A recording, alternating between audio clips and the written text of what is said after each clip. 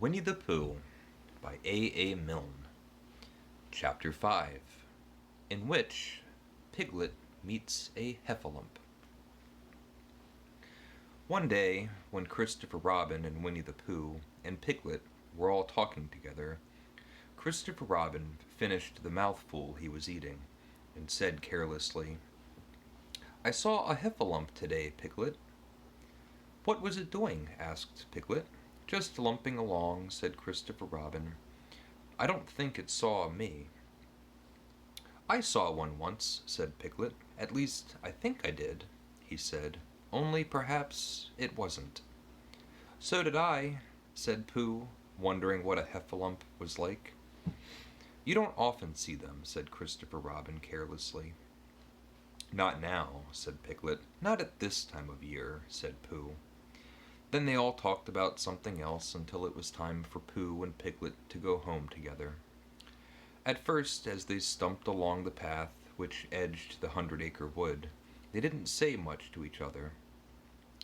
But when they came to the stream and had helped each other across the stepping stones, and were able to walk side by side again over the heather, they began to talk in a friendly way about this and that, and Piglet said, "If you see what I mean, Pooh," and Pooh said, "It's just what I think myself, Piglet," and Piglet said, "But on the other hand, Pooh, we must remember," and Pooh said, "Quite true, Piglet, although I had forgotten it for the moment."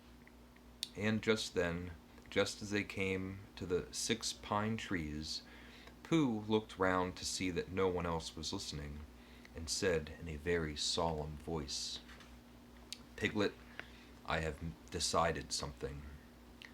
"What have you decided, Pooh?" "I have decided to catch a Heffalump."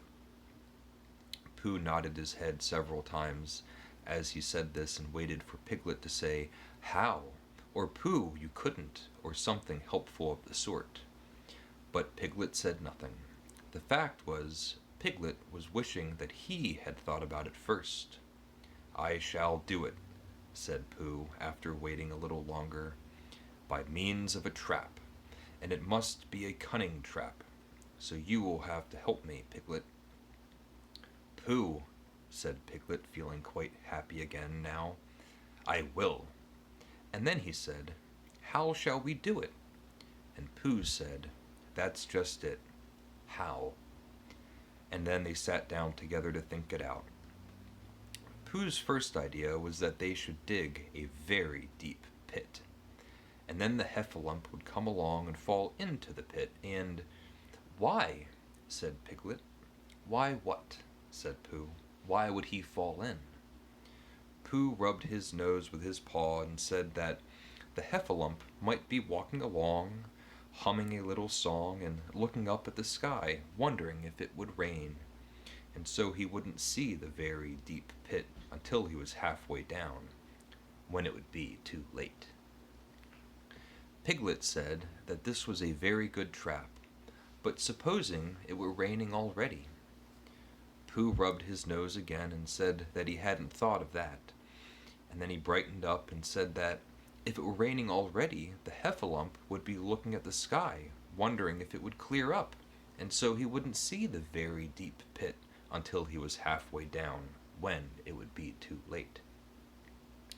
Piglet said, now that this point had been explained, he thought it was a very cunning trap. Pooh was very proud when he heard this, and he felt that the Heffalump was as good as caught already.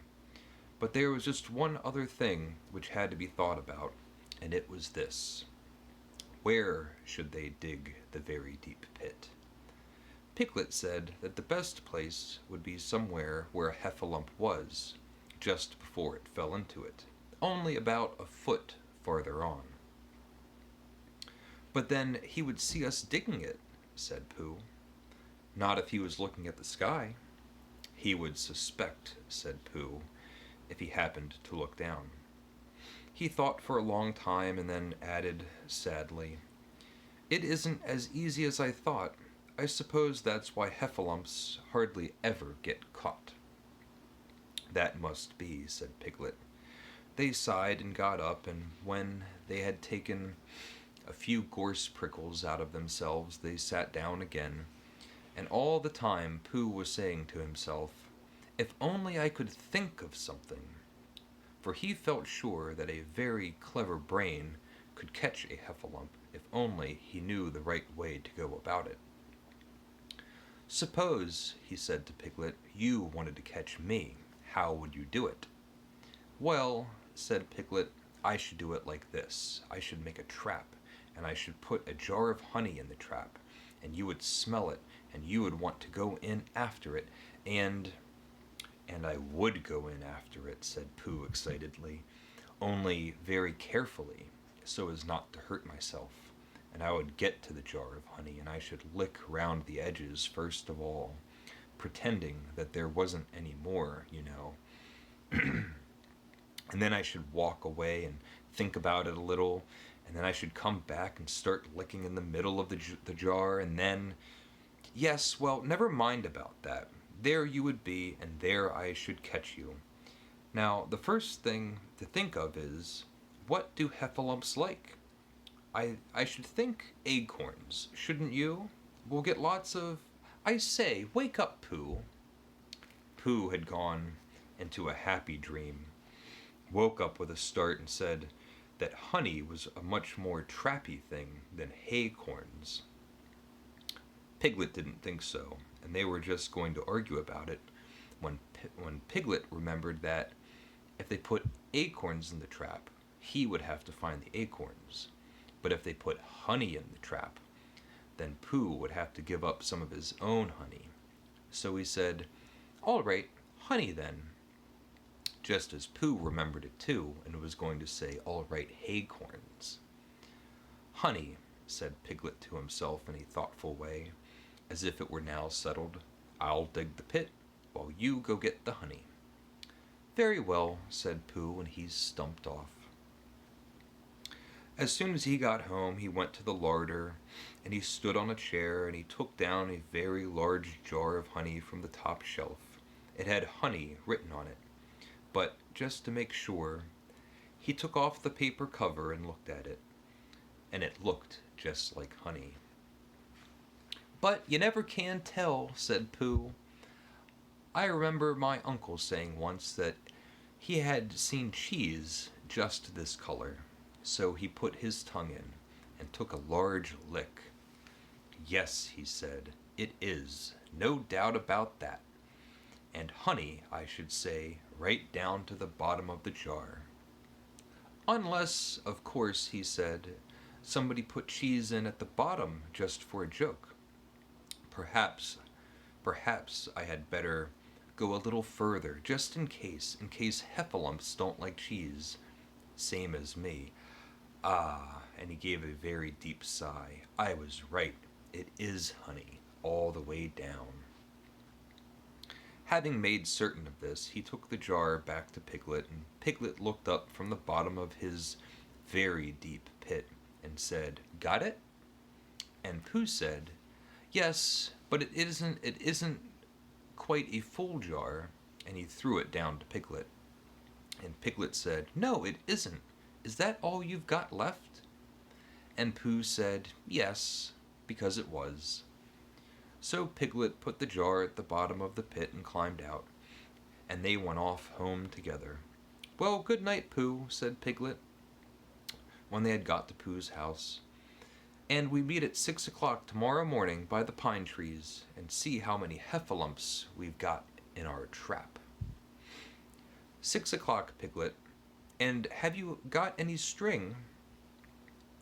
'No. Why do you want string?' 'To lead them home with.'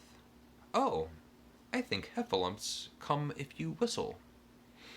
'Some do and some don't. You never can tell with heffalumps. Well, good night.' 'Good night.' And off Piglet trotted to his house, Trespassers W., while Pooh made his preparations for bed. Some hours later, just as the night was beginning to steal away, Pooh woke up suddenly with a sinking feeling. He had had that sinking feeling before, and he knew what it meant. He was hungry.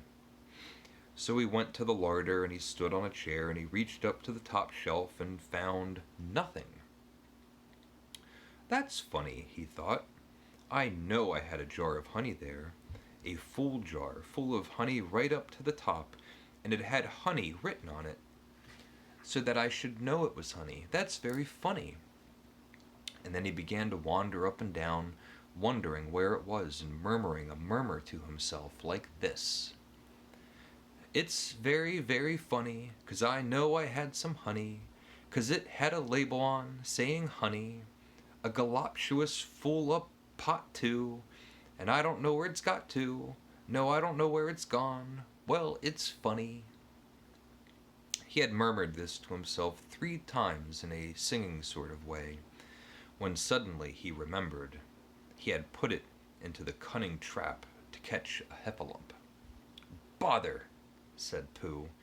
It all comes of trying to be kind to heffalumps, and he got back into bed. But he couldn't sleep. The more he tried to sleep, the more he couldn't. He tried counting sheep, which sometimes is a good way of getting to sleep. And as that was no good, he tried counting heffalumps, and that was worse. Because every heffalump that he counted was making straight away for a pot of Pooh's honey and eating it all. For some minutes he lay there miserably. But when the 587th heffalump was licking its jaws and saying to itself, "Very good honey this, I don't know when I've tasted better," Pooh could bear it no longer. He jumped out of bed, he ran out of the house, and he ran straight to the 6 pine trees. The sun was still in bed, and there was a lightness in the sky over the 100-acre wood, which seemed to show that it was waking up and would soon be kicking off the clothes. In the half-light the pine trees looked cold and lonely, and the very deep pit seemed deeper than it was, and Pooh's jar of honey at the bottom was something mysterious, and no more. But as he got nearer to it, his nose told him it was indeed honey, and his tongue came out and began to polish up his mouth, ready for it. "Bother," said Pooh as he got his nose inside a jar. "A heffalump has been eating it." And then he thought a little and said, "Oh no, I did. I forgot." Indeed, he had eaten most of it. But there was a little left at the very bottom of the jar, and he pushed his head right in and began to lick. By and by, Piglet woke up, and soon as he woke, he said to himself, "Oh!" Then he said bravely, "Yes," and then, still more bravely, "Quite so." But he didn't feel very brave, for the word which was really jiggling about in his brain was Heffalumps. What was a heffalump like? Was it fierce? Did it come when you whistled? And how did it come? Was it fond of pigs at all? If it was fond of pigs, did it make any difference what sort of pig? Supposing it was fierce with pigs, would it make any difference if the pig had a grandfather? He didn't know the answer to any of these questions, and he was going to see his first heffalump in about an hour from now. Of course Pooh would be with him, and it was much more friendly with 2. But suppose heffalumps were very fierce with pigs and bears? Wouldn't it be better to pretend that he had a headache and couldn't go up to the 6 pine trees this morning? But then suppose that it was a very fine day, and there was no heffalump in the trap. Here he would be in bed all morning, simply wasting his time for nothing. What should he do? And then he had a very clever idea. He would go up very quietly to the 6 pine trees now, peep very cautiously into the trap and see if there was a heffalump there. And if there was, he would go back to bed, and if there wasn't, he wouldn't. So off he went. At first he thought there wouldn't be a heffalump in the trap, And then he thought there would. And as he got nearer, he was sure that there would, because he could hear Heffalumpping about like anything.